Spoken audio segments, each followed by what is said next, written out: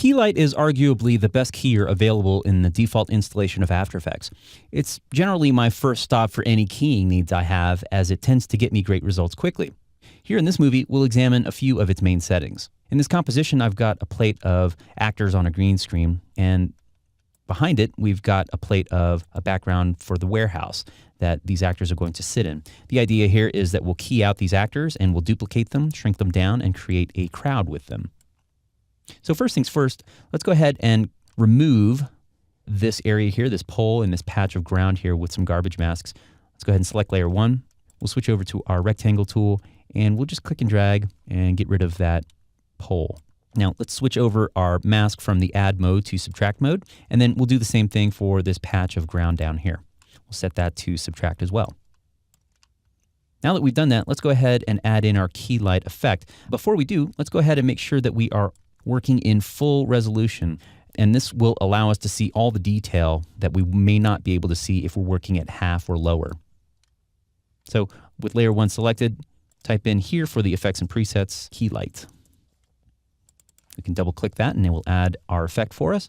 And the first setting that we want to tackle is the screen color. Now this is going to tell Keylight which color to key out and ignore and make transparent.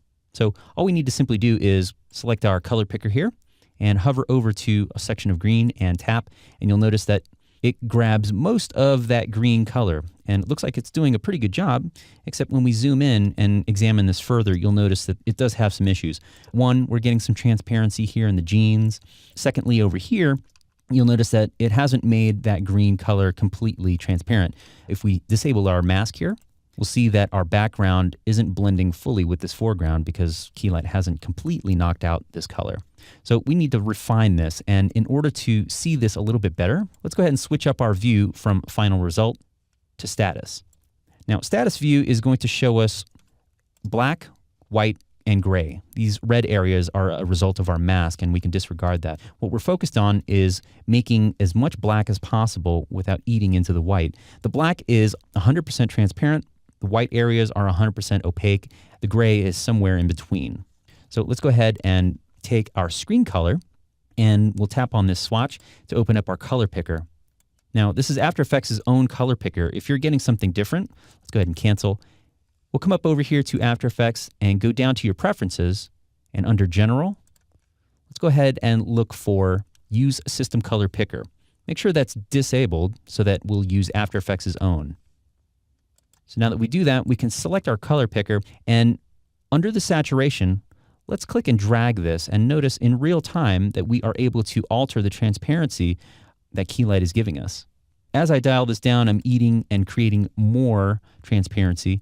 And you'll notice over here, we're getting a little bit of pushback. We're not keying as much. And why is that? Let's go ahead and cancel and step back out to disable our Keylight effect.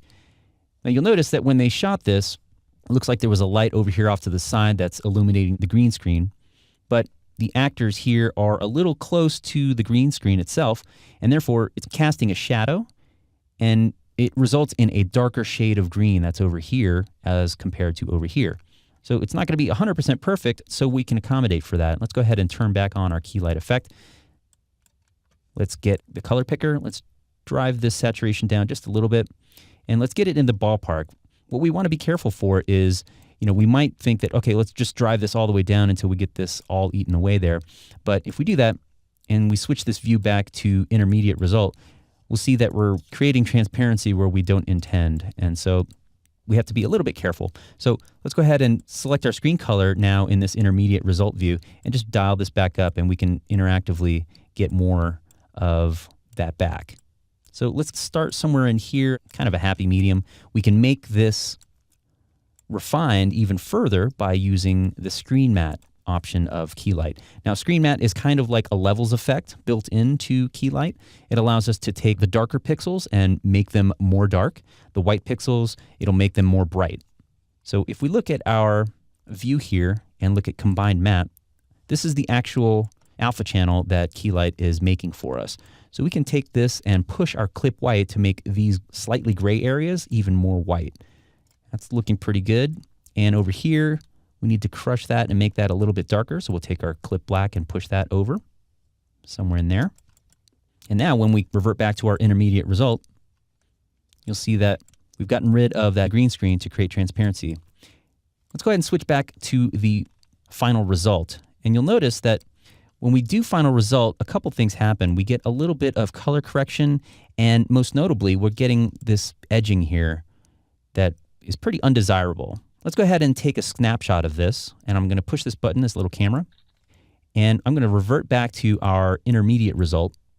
And what we'll do is A/B compare these. So here we have a little bit of green haloing around the edges, and when we refer back to our previous final result in the snapshot, you'll see that we're introducing some edging, we're getting some color correction, and we're getting some noise introduced into areas like the pants right here. Look how noisy that gets.